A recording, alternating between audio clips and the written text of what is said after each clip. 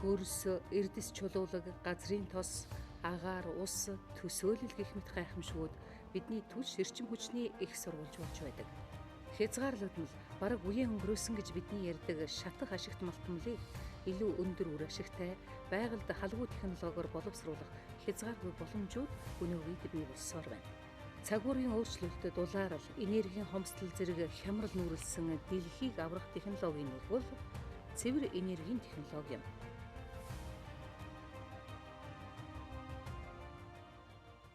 Цэвэр энергийн технологи бол альва улс орны доктортой хөгжлийн чухал үндэс гэж үзэж байгаа. Эрчим хүчнийхаа нөөцийг байгаль орчинд хүний эрүүл мэндэд халгүйгээр тийм цэвэр технологиор хамгийн ашиглуулын коэффициент өндөртэй хэрхэн ашиглаж энергийг гаргах вэ гэдэг л энэ технологи байгаа. Энергийн технологийн хөгжүүлэлт бол заашгүй шаардлагатай. Хүний биед хоргүй, байгаль орчиндөө ээлтэй. Тэгээ энергид хувиргах зэрэг нь бол өндөртэй тийм технологиг бий болгох асуудал бол хиймч битний өмнө бол гарцаа байхгүй тулгараад байгаа. Энэ шинэ технологи бол хүн төрөлхтөнд маш их өндөр хөгжил дэвшил, амьдралын тав тух, байгаль орчны зөв чиг хандлага, хүмүүсийн эрүүл мэнд энэ бүгдийг л хангана гэж бодож байна да. Нарны гэрэл, салхи, ус болон газрын гүний дулаан. Энэ бүхэн байгалийн хүчээр сэргээгдэх хязгааргүй нөөцүүдэд тооцогдно. Гэсэн ч өнөөдөр тэдгээрийн нэгж цахилгаан үйлдвэрлэх өртөг өндөр байсаар байна. Тиймээс нэгж үнэн харьцангуй хямд байх шинэ технологийн эрэл хайгуулыг эрдэмтэд дэлхийн өнцөг булан бүрт хийж байна. Монгол Улсын их сургуулийн профессор Инх Саруулаар ахлуулсан цэвэр энергийн технологи хөгжүүлэлтийн судалгааны багийн эрдэмтэд нүүрс, занар, нефтийн шатах ашигт малтмлын химийн суурь судалгаа болон тэдгээрийн байгаль дээлтэй дэвшилтэт технологи боловсруулалтын судалгаа хийж байгаа юм. Дэлхийн энергийн эрчим хүчний үйлдвэрлэлийн их үүсвэрийн хувьд нь аваад үзэхэд бол байгалийн нөөц тулгуурсан эрчим хүчний их үүсвэр зөнхөлж байна л да. Бараг 88% нь бол байгалийн нөөц тулгуурсан байна. За эндээс ингээд бүтцийг аваад үзэхээр 36% нефтийн их үүсвэрээс гаралтай. За тэндээс 26% нь нүүрснээс 24% нь байгалийн хинээс гаралтай гэж. Ингээд нийт нь бодоод үзэхээр энэ бол бараг 90% нь байгалийн нөөцөөс хамааралтай одоогийн дэлхийн түвшин. Нийт дэлхийн хэмжээнд байгаа шатах ашигт малтмлын нөөцийн 93% нь нүүрс.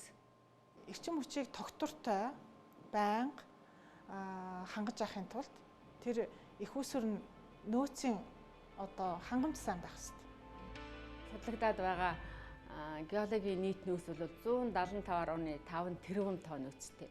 21-р зуунд тэрнээс цааших зуунд бол эрчим хүчний их үүсвэрийг ерөөсөө нүүрсний боловсруулалт, нүүрсний үр ашигтай цэвэр технологийн боловсруулалт эрчим хүчний нөөцөөр хангана гэсэн үг. Ер нь бол дэлхийн хөгжилтэй орнууд бол бүгд л нүүрсийг яаж ялгарл багтай, хор хүнэл багтай, бас тэгээд ашиглуулын коэффициент өндөртэйгээр цахилгаан үйлдвэрлэх вэ гэдэг дээр л маш их судалгаа явагдаж байна. Үндсэндээ нүүрсийг коксжуулаад, коксыг гаргана, коксын хийг ашиглана, нүүрсийг хийжүүлээд хийн түлшээр хангана, нүүрсийг шингэн түлшээр хангана гэсэн ийм 3 үндсэн чиглэлийн технологи яваад байгаа.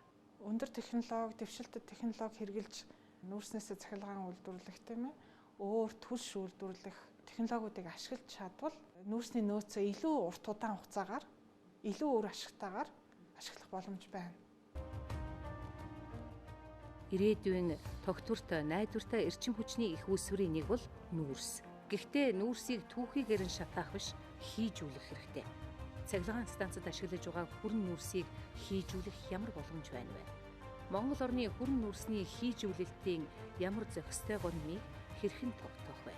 Хийжүүлэлтийн явцыг яаж илүү үр ашигтай болгох вэ гэдэг дээр судлаачид ажиллаж байна. Манай судалгааны лабораторид хүрэн нүүрсний 10 гаруй чулуун нүүрсний цөөн тооны ингээд 15-6 ордын нүүрсийг хийжүүлж байна.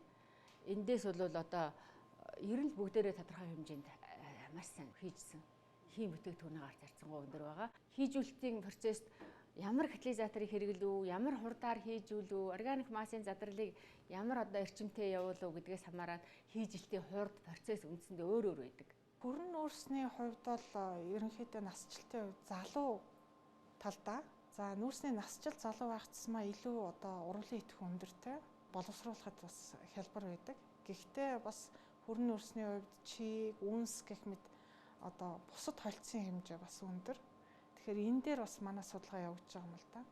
Нүүрсийг дагалж байгаа эрдсүүд нь одоо шаталтын процесс эсвэл хагас коксыг үйлдвэрлэхэд нүүрсийг хийжүүлэхэд яаж нөлөөлөх вэ? Энэ нөлөөллийг яаж одоо ашигтай байлгах вэ гэсэн тал дээр бол бид нар судалж байгаа. Хийжүүлэлт нь цэвэр энергийн технологийн үндсэн үйл явц бөгөөд бүх төрлийн нүүрс төрөгч агуулсан түүхий эд нэгдлийг энерги болгон хувиргах экологи ээлтэй эдийн засгийн үр ашигтай технологи юм. Нүүрс нефтийн хүнд үлдэгдэл, биомасс, хог хаягдлыг ч усны уур, агаарын оролцоотой молекулын түвшинд задлан түүнд агуулгадах хэрэггүй хортой хэсгийг ялган нийлэг хий хэмээх үнэтэй бүтээгдэхүүнт хувиргана. Нийлэг хийнээс цахилгаан, шингэн түлш, бордоо болон химийн төрөл бүрийн бодис үйлдвэрлэж болно. Хийжүүлэлтэнд үнслэгийн хэмжээ тодорхой барьертай ийм нүүрсийг л ашигладаг. Тэгвэл одоо хатуу үлдэгдэл нь бага байна. Хийм бүтээгдэхүүнээ сайжруулна.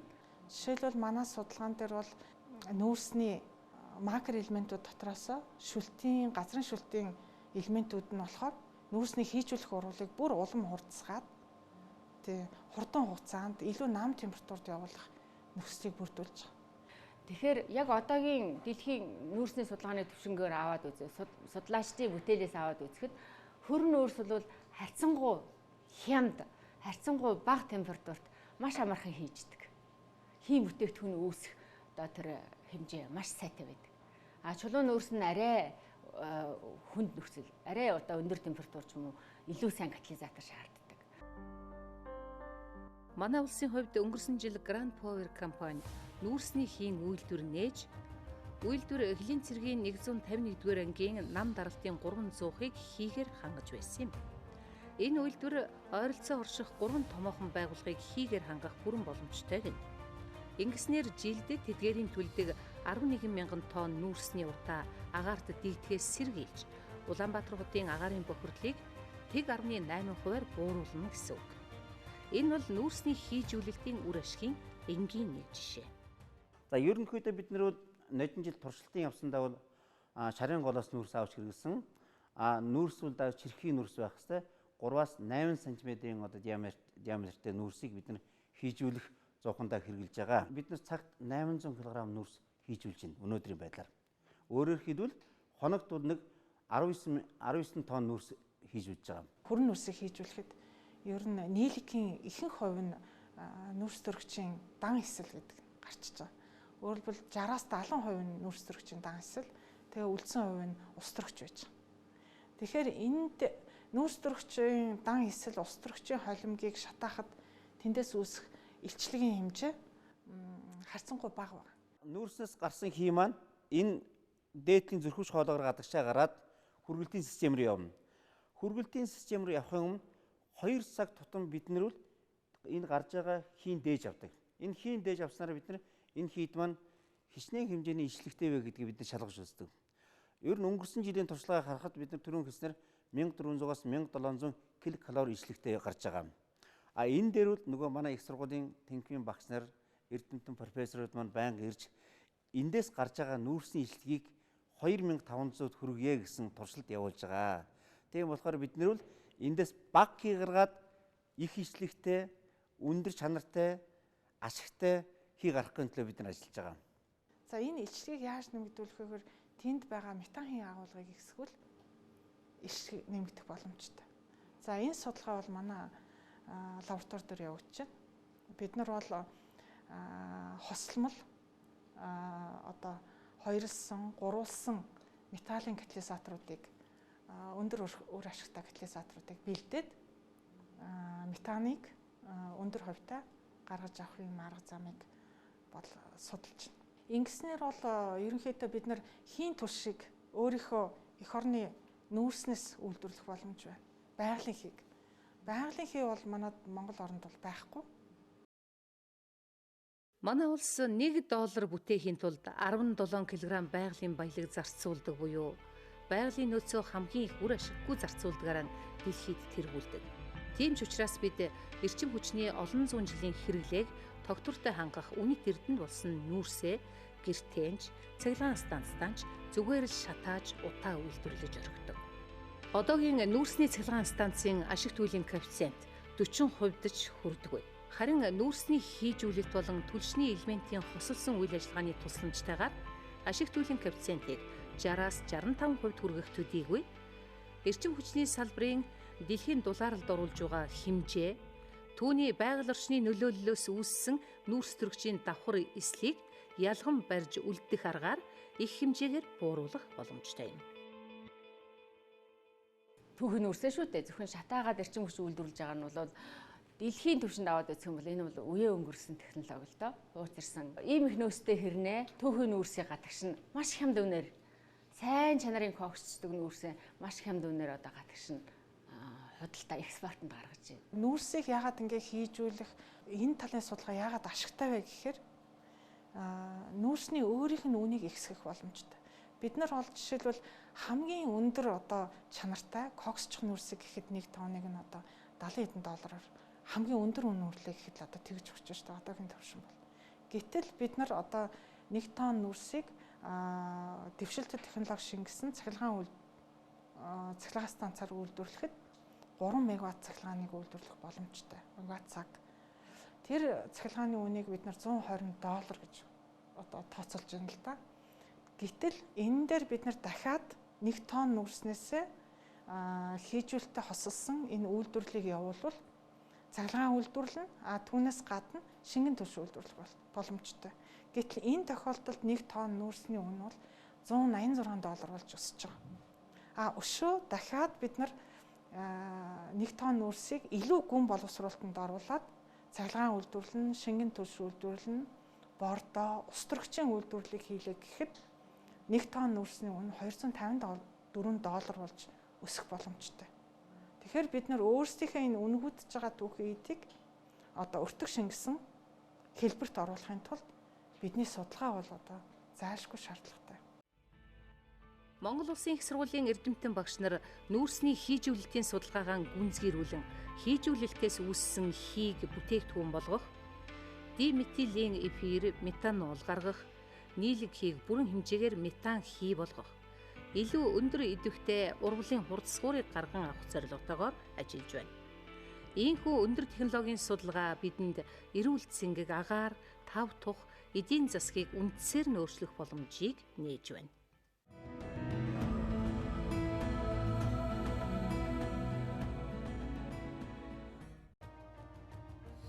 Дэлхийн эрчим хүчний одоогийн нийт хэрэглээний 30%-ийг дангаар бүрдүүлэгч газрын тосны нөөц өдрөөс өдөрт хомсдсоор байна. Одоо бидэнд 91 тэрбум тонн буюу 30 жил хэрэглэх нөөц бий. 30 жилийн дараа бид яах вэ? Эрдэмтэд энэ асуултын хариултыг хайн олон чиглэлээр судалгаа хийж байгаагийн нэг бол зан нарын судалгаа юм. Зан нарын нөөц бол Монголд ер нь хангалттай байдаг. Байлаа да ерөнхийдөө бол нэг одоогийн байдлаар бол нэг 9 сав газар 3 тодорхой ордын тооцоон дээр хийж үзэх юм бол одоо шатдаг зан нарын нөөц нь бол 788 тэрбум тонн гэж байгаа. Зан нарт дагуулж байгаа энэ тос давирхаа гэдэг байгаа. Энэ бол илүү нефт төстэй, нүүрсний давирхаанаас өөр бүтцтэй.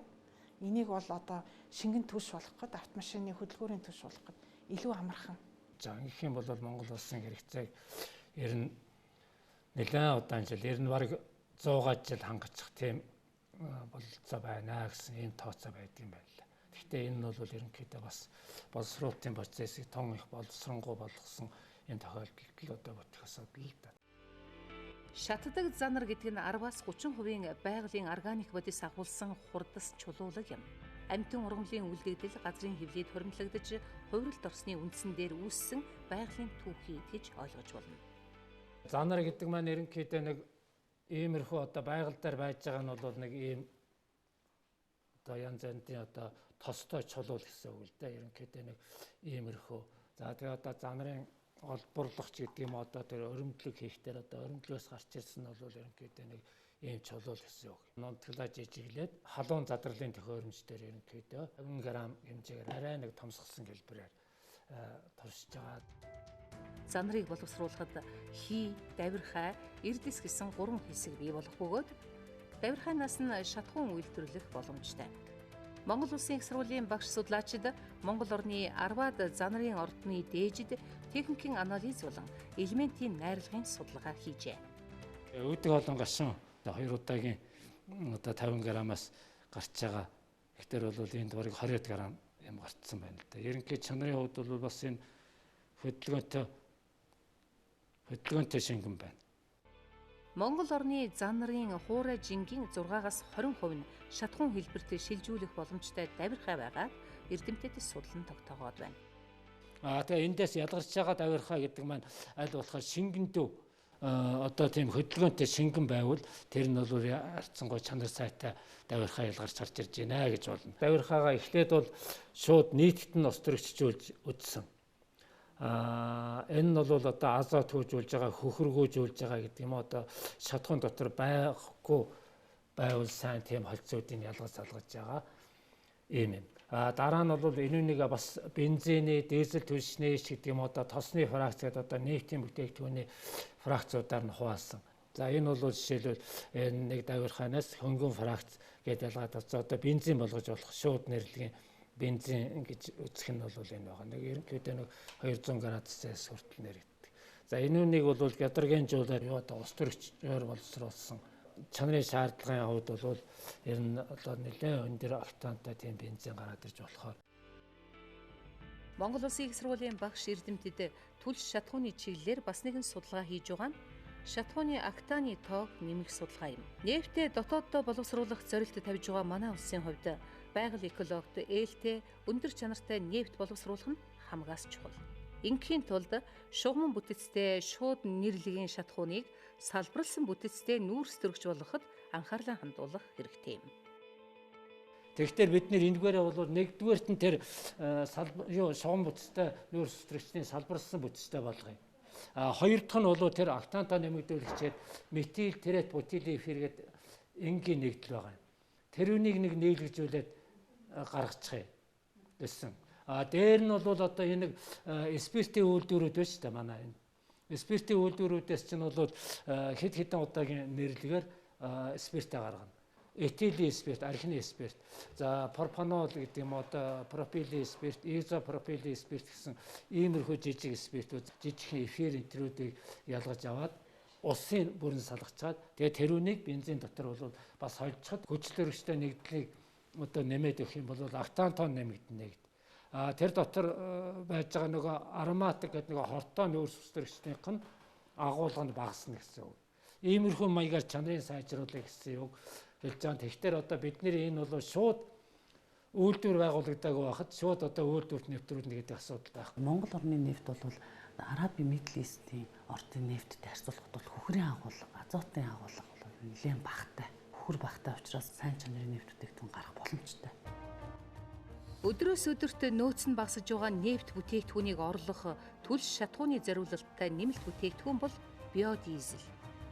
Манай оронд хаягдал ургамлын тос, малын өөх тос их хэмжээгээр хуримтлагдан хаягдж байна.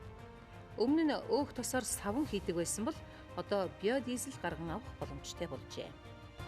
Тос гэдэг чинь бол ерөнхийдөө тэрэг гэлцрээд байдаг. Тэрэг гэлцрээдэг метанолтой харилцан дахин эфиржүүлэх уруулаар харилцан үйлчлүүлээд тэгээд тодорхой хэмнэнд халаагаад тэгээд нэг цаг орчим боловсруулахад биодизель маань гарч ирдэг. Доор нь бол гэлцрийн гэсэн бүтээгдэхүүн үүсдэг.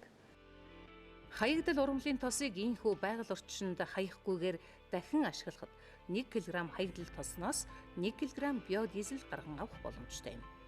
За бид лабораторийн туршилтаар гарган авсан биодизлээ ингээд хуваагч үйлдвэрт хийгээд одоо ингээд ялгаад авсан байдалтай харагдаж байна. За энэ дээдлийнх нь үе нь болохоор биодизель байгаад байна. За тэгээд гаргаж авсан биодизлээ бид бол одоо жишээл энэ загвар болгоод ингээд үзүүлсэн байна. За энд бол нэг анхны ашигласан хаягдал ургамлын тос маань ингээд бохирдсон ийм тос маань байгаа юм. За дараа нь бол бидний гаргаж авсан биодизелийн дээ. За тэгээ энэ биодизлээ бол шууд хэрэглэх боломжгүй байдаг учраас худалдааны дизелийн түвштэй 15%, 5%-ийн харьцаатайгаар ингээ холсон бүтээгдэхүүн маань одоо нэг дизелийн түвшинд тавигдах шаардлагыг одоо биелүүлсэн байдалтай ингээд туршиж судлаад гаргаж авсан бүтээгдэхүүнүүд маань энэ байхамаа. Биодизелийг хаягдл ургамлын төснөөс ингээд гаргаад ирлээ шүү дээ тий. Тэгэхээр тэр гаргаад ирсэн тос ч болохоор нөгөө дизелийн түвшинд их төсөөтэй. Дизелийн түвшинд нэмчихэд бол асалтыг дэмждэг одоо тэр шатах процессд бол дэмжлэг үзүүлдэг тийм бүтээгдэхүүн байдаг. За хаягдл ургамлын тосноос гадна биомассын их сурвалж өгвөл Монгол улсад бол одоо малын өтөг бууз, баас одоо тий түүнээс гадна энэ ус цэвэрлэх төхөөрөмжийн органик хаягдлууд лагийг одоо метанхийн их сурвалжаар хангах боломж байна л да. Тэр усыг боловсруулад биологийн боловсруулалт хийсний дараа өтгөн органик тунцс гэдээ үлдчихэж байгаа. Энийг бол одоо жишээлбэл метан хилүү хувиргах олон төслүүд дэлхийн оронд бол амжилттай хэрэгжиж байгаа.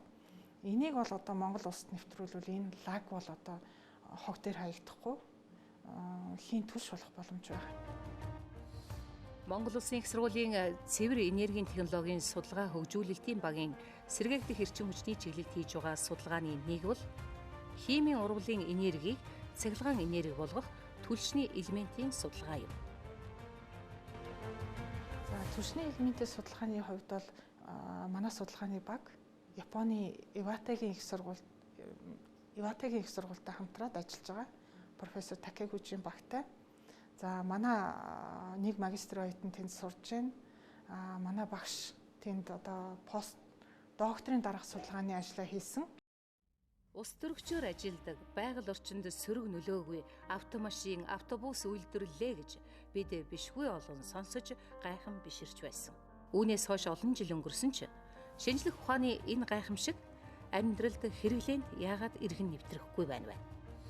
Энэ нь түлшний элементийн хүчил төрөгчийн ангижрах урвалыг дэмждэг хурдасгуур нэгдэл үнэтэй байдагтай холбоотой. Өөрөөр хэлбэл ховор маш үнэтэй үнэт металл болох цагаан алтыг хэрэглэдэг. Тиймээс энэ үнэтэй металлыг хямд өртөгтэй байгаль дээр элбэг байдаг зүйлээр орлуулах судалгааг улс орнууд эрчимтэй хийж байна. Судлаач оюун бэлэг хүчил төрөгчийн урвалыг идэвхжүүлэх хурдасгуурын чиглэлд судалгааг амжилттай хийж байна. Бид нар үндсэндээ бол хоёр чиглэлээр одоо судалгаагаа явуулж байна. Энэ дотроо нэгдүгээрт нь бол оксидуудыг хэрэгжилж байна. Энэ дотроос ялангуяа одоо perovskite бүтцтэй оксидуудыг тэр нэлээдийг гаргаад авчихсан. Тэдгээрийн дотроос бол манганы болно, төмөр агуулж байгаа катализаторууд бол харьцангуй өндөр идэвхийг үзүүлж байгаа. Нөгөө талаас бас одоо хэрэгжилж байгаа энэ платинум хэмжээг бол бууруулах чиглэлийн судалгаа бас барьж явж байгаа. Энэ чиглэл дээр бид нар бол маш өвөрмөц хэлбэр дүрстэй нано одоо хэмжээтэй од хэлбэрийн жижиг хэсгээс тогтох катализаторыг гаргаж аваад байгаа. Тэгээ идэвхийн судалгааг нь явуулж байгаа. Цаашид бид нар одоо энэ гаргаад авч байгаа оксидууд болно. Нано жижиг хэсгүүдийнхаа урвалын идэвхийг улам одоо их хэсэгтэй сайжруулах ийм зорилт тавин ажиллаж байгаа.